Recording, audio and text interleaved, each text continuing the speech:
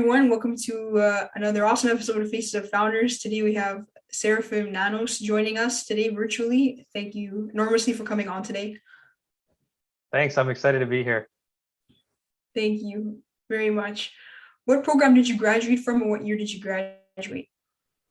So for my undergraduate, I did a Bachelor of Arts. I double majored in geography and classical studies, so history, and I graduated in 2012. And I had intended to actually become a teacher, and then kind of changed my mind around the time that I graduated. But that was the goal in mind when I was studying those subjects at York. Did you do teachers college, or you did it before you had to do teachers college? You decided you didn't want to do it?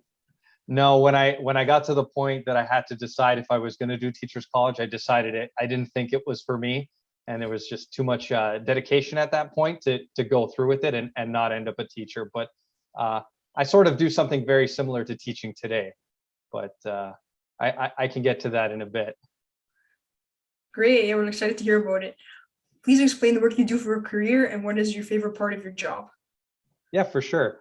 So I'm I guess what you would call an adult learning professional.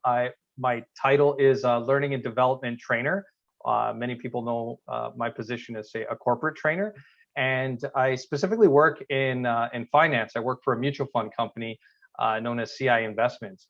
And what my role is as a learning and development professional is to essentially train our employees on various different skill sets and subjects pertaining to their work, as well as leadership skills, communication skills, and a variety of other financial topics. So when I mentioned I'm kind of doing something similar to teaching, that's what I meant. I'm essentially a teacher, but instead of teaching, say, children, I'm teaching adults, and I'm teaching them on just anything related to our company and on whatever our company is looking to educate the employees on.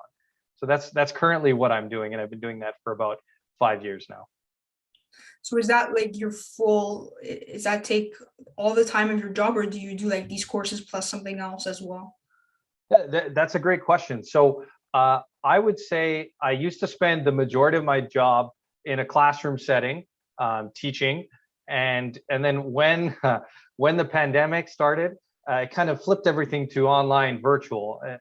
Just like this interview, we probably would have been doing it in person if it wasn't for the pandemic. So once everything flipped to virtual, there was just kind of this rush to make everything into electronic learning and self-study and kind of flip the way we do training. So I spend a lot of my time actually now developing electronic, or like e-learnings, as we call them, electronic learnings and self-studies that employees can do themselves. And I still spend time in a classroom teaching topics and concepts, etc. But those sessions now are more geared towards, let's say, discussions. So we kind of discuss the topics that they would have learned in these self-studies. So I spend a lot of time, again, just in a classroom setting, presenting and whatnot. But I'm also spending a lot of time developing learning materials, whether it's workbooks or e-learning programs or whatever it might be. So that's really what I spend a lot of my time doing at work. Do you have, so you say you make e-learning for employees. Do you use, like, I find when I've done some modules in the past, like learning modules, they have like these cool animated people things. Do you do those, or is it more just reading documents? Yeah, for sure. It's really it's a combination of everything, really. It depends on who the e-learning is geared towards. But yeah, we'll do cartoon videos, we'll embed YouTube links if they're relevant.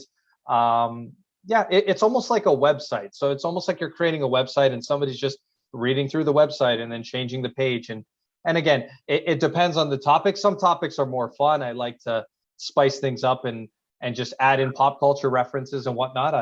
I love doing something like that, just because people don't want to just read a boring old website or boring old document. So I try and spice things up with cartoons, as you mentioned, or whatever it might be. Yeah. So yeah, that's really cool. I know it's when you're doing work and a little something sparks your interest or you laugh, it's all makes it more enjoyable. Do you have like a website? I find these things like fascinating, but I've never actually done them, a cartoon for like a module or anything. But so do you have any websites off the top of your head that you Yeah. know of or you use that you could tell me about or tell the viewers about too? Yeah, for sure. I don't know if it's a free if it's free access. Paid or not paid, it's okay, it doesn't matter. Yeah. So the one we use at work is called Powtoons, and it's kind of like it sounds exactly like how it or sorry, it is exactly how it sounds. So, it's kind of like these crazy in your face animations, hence the term pow and then tune, right?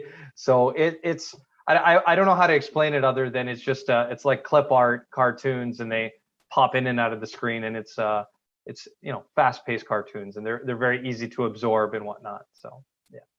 I actually used that once for a project once a long time ago, but I didn't think that would be considered as one of them. I don't know. I just maybe thought it was, I don't know, maybe a school thing or something, but I barely remember how to use it. But it took quite a bit of time, but I'm sure as you use it more, it gets easier, right? It's For faster and sure. stuff like that.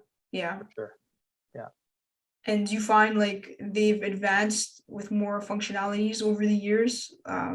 Maybe, for example, different kinds of voices or things like that, accents. Yeah, it's actually crazy. Never mind just that program. It's crazy what's available online.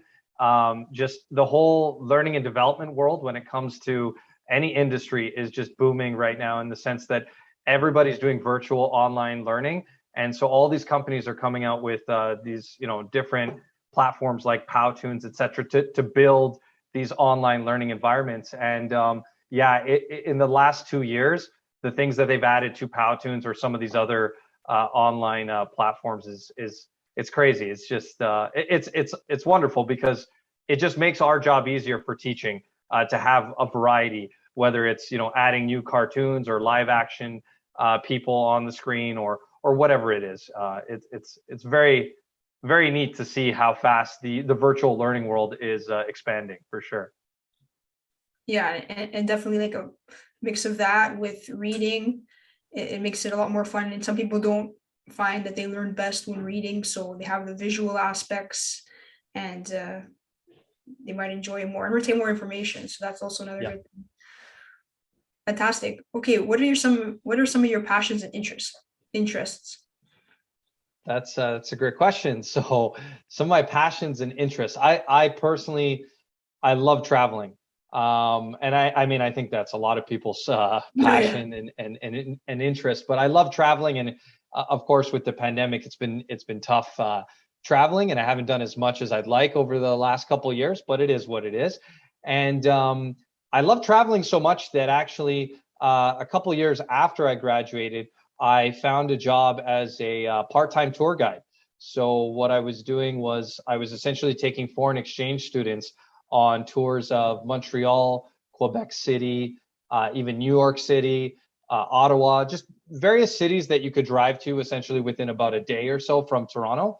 And I was doing that part time on weekends while I was working still in the finance world, in other various jobs. So that was a lot of fun. I got to kind of mix my passion and work, and so yeah, I love traveling, and I love trying new foods and experiencing new cultures. That's the big thing I love about traveling. And I think that's what everybody really loves about traveling. Yeah, there's so much I could ask you about here. What's your favorite place you've ever been, or and what's your like where you want to go if you have like a bucket list? My favorite place I've ever been. That's a great question.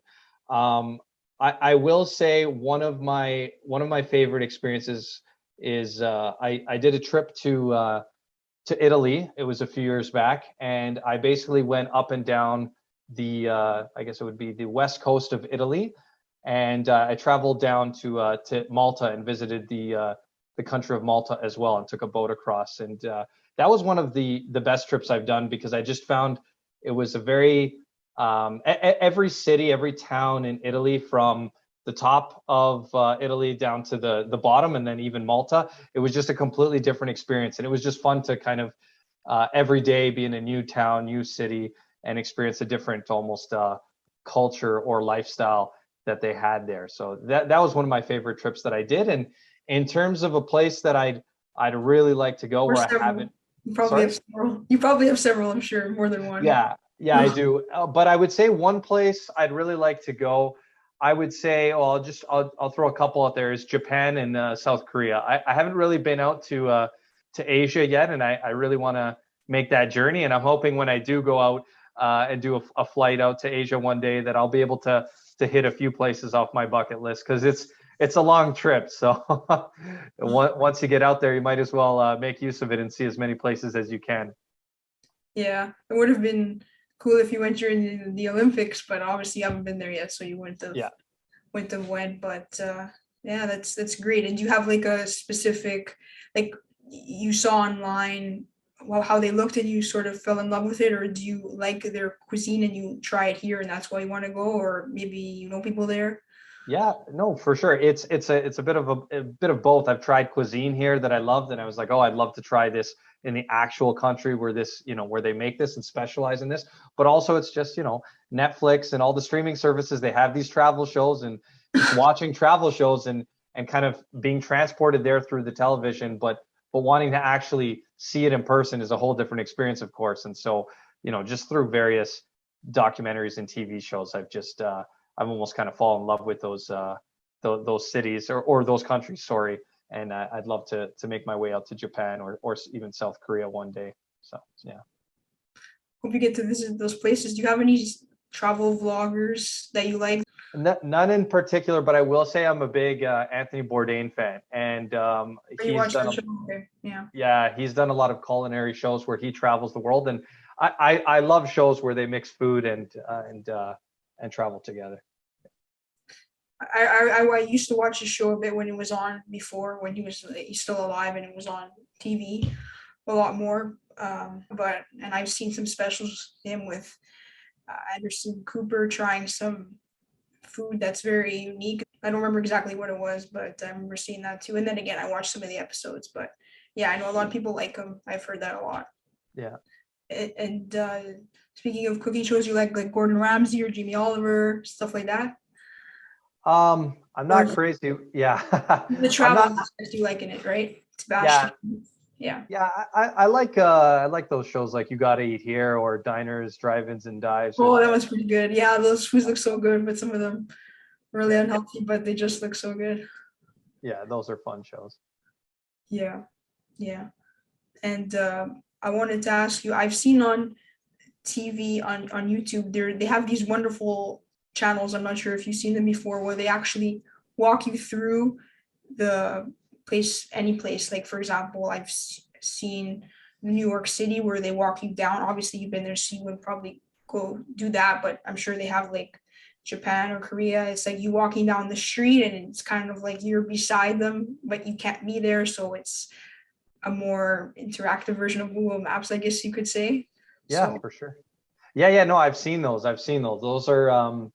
Those are very interesting, and it's amazing what we can do now with technology, where you can just feel like you're literally there without actually being there. And I think that's helped a lot of people get through the pandemic. I've seen even people just putting up video of beaches and just sitting back in lawn chairs in their family room with a drink and just pretending like they're at the beach. So yeah, this oh wow.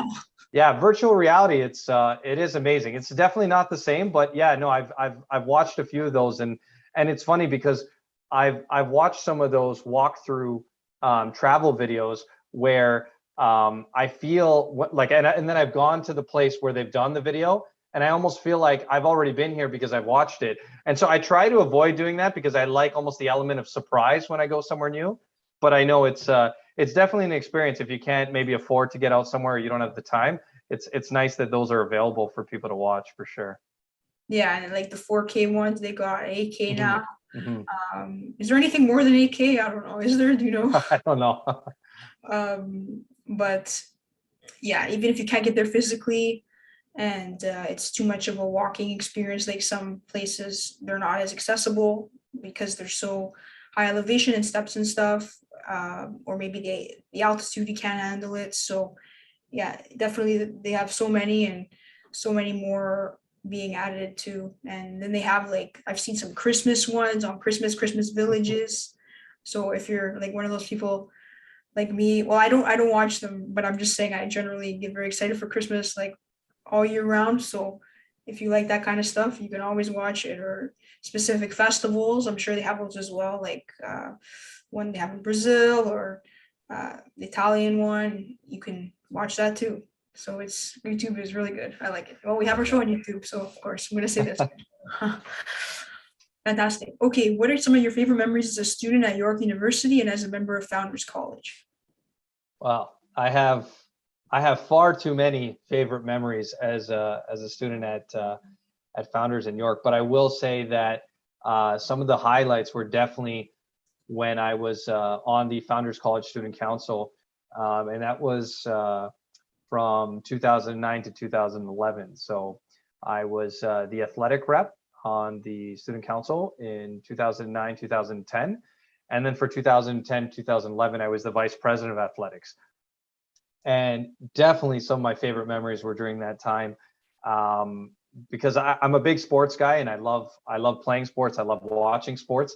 And it was really fun just organizing so many sports events, and just having the whole community come out. We used to have more people sometimes cheering on the games than actual people playing in the games. And it just created a great atmosphere. There was a lot of camaraderie, and I have so many fond memories, just playing intramural sports with the various community members of Founders College. And along with that, even I was responsible for organizing ski trips to Blue Mountain, and we used to do as well Montreal trips and Niagara trips. And those were a great time. It was always fun just getting on a bus with close to 100 to 200 people from Founders, and just exploring a different part of Ontario or Quebec or wherever we happen to be. So those were some of my favorite memories for sure. What was your favorite sport to play intramurals, or if you have a couple? My favorite was soccer. Definitely soccer or football. But when I say football, I mean obviously the Europeans or the rest of the world call it football. But that was my favorite, and I really enjoyed it because we got kind of known as a soccer college at the time. And I remember I made sure we won the championship in every single division, indoor and outdoor. So we won indoor soccer in both tier 1 and tier 2, and then we won outdoor soccer in tier 1 and tier 2. So everybody feared us as the soccer college, and we even recruited people from other colleges. We would take some of their best players, and they would come to play for us. So it was a lot of fun playing soccer at York. And we even actually got to compete at one point because we won the outdoor intramurals. We actually got to compete against the other universities of Toronto in a larger intramural tournament. So it was the winners of York intramurals versus the winners of University of Toronto and Ryerson intramurals. I think U of T Scarborough as well was in there. So I think it was a 4-team tournament that we played in. And so that was a lot of fun too, to kind of represent York, even though it wasn't on a varsity level. It was fun on an intramural level nonetheless. So yeah. Did you win the tournament, the big tournament there? Or no? Unfortunately, we did not win that, although I think the other teams were, I think they brought in some ringers. They brought in some players that it didn't really seem like they were intramural players, and more of an organized private team from outside. But hey, we were there for the fun, and that's all that matters. And it was fun to just compete anyways. Phenomenal. And you mentioned the resorts to Blue Mountain. Do you like a ski or snowboard kind of person? So I actually, and this is why go down the mountain. well, this is why these were some of my favorite memories. I had never skied or snowboarded until we started doing these ski trips at Founders, and so I tried snowboarding. It just seemed like the cooler thing to do. But then after I realized skiing would have been a better choice. But yeah, I was snowboarding, but I wasn't very good at it. It's a bit trickier. I would recommend skiing if anybody has to choose between the two. A bit harder? I've never done it. Okay. Yeah, snowboarding is a little, I think, tougher on the knees too. And I had a bad knee from soccer, so that didn't help. The unifying question. So what inspired you to study subject field that you've chosen? Yeah, so as I mentioned, I studied studied specifically, or I double majored in geography and classical studies. And if it wasn't clear already from my answers to questions, I love traveling. So geography, it was always something, whether it's physical geography of the earth or human geography, it was just something that I always wanted to kind of learn more about. So when I realized that it was something I could study in school, then that's kind of what took me in that direction. And again, I mentioned I wanted to become a teacher, so that's something that I was looking to basically study and then end up teaching on. And then in terms of classical studies, which is history, well, I'm of Greek background, and essentially I wanted to learn more about my ancestors. So ancient Greece, ancient Rome, ancient Egypt, it was all stuff that fascinated me. So I figured I'd kind of dabble in that as well. Did you ever go to Greece before? Yeah. Oh yeah. I've been many times. Yes. Yeah. And what's your favorite Greek food? My favorite Greek food, it has to be the street food, the gyro in a pita. So it's sure many people are familiar with it, maybe call it gyro, but we call it gyro. So yeah, that's definitely my favorite Greek food. And I know people always say this, but it tastes way better back in the homeland than it does here. But I was going to ask you that. I would have assumed so, but I was going to ask for your approval. I would think definitely. Yeah. Yeah. Don't get me wrong. As Canadians, we do a good job of replicating a lot of foods from other countries, but it's just never the same. And I think it always just has to do with the ingredients in the actual country just make the food taste that much better than, I guess, whatever we have available here, right? So yeah, for sure. And Greece, and do you have a specific landmark you like? I know there's a lot of historic stuff in Greece. Like I took history, and there's they go way back for the Olympics and just stuff, the gods and all the other landmarks that they have. Do you have a favorite story of Greece, place that you've been, maybe a favorite, I don't know, ocean resort, anything? What do you like most about physically being there? What I what I like the most about being there is, there's just a lot of, just not that it's historically speaking, but there's a lot of islands there. And I just like that every time I go, I can just go to a different island, and it's kind of like a different experience. It's like a whole new trip, and every island has its own little quirks and different kind of, cultural twists that are just, it's just interesting to check out the different islands and whatnot. But if we're talking about historical landmarks in Greece, the Parthenon, the Acropolis, of course, is one of the famous ones. But I'd have to say that one. I often visit it when I go. It's a great visit. It's awesome to see something that's been standing for how many hundreds of years, and then on top of it, it has an awesome view of the entire city. So you get a nice view of the city on top of experiencing some ancient architecture. So that's usually my go-to, and I think most tourists go there as well. So yes, famous spots. Okay, well, we had a fantastic discussion today. I learned a lot about you and what you like, and I'm glad that you got to continue your passion of teaching in another way, even though it wasn't how you originally intended it to be, and that you can make it cool with your Powtoons or whatever other programs you may use to help keep your fellow employees engaged. That was really awesome to hear, and definitely hope you get to those travel spots. And if you have more to come to get to those too, and your Founders College memories as well. Soccer, we got World Cup coming up soon. Excited for that? Yeah. Oh yeah, for sure. Very excited. That's great. So I really appreciate you coming on the show today. So thank you for taking the time. Yeah, it was a pleasure. I really enjoyed it, and I love catching up with my Founders peeps. So Founders peeps. Thank you. I'd love to join again sometime soon. Thank you so much. I'm glad you had a fantastic time today. All right. Thank you so much, viewers, for coming again to watch the show, and have a great rest of your day, week, and see you later. Bye-bye. Thanks. Take care.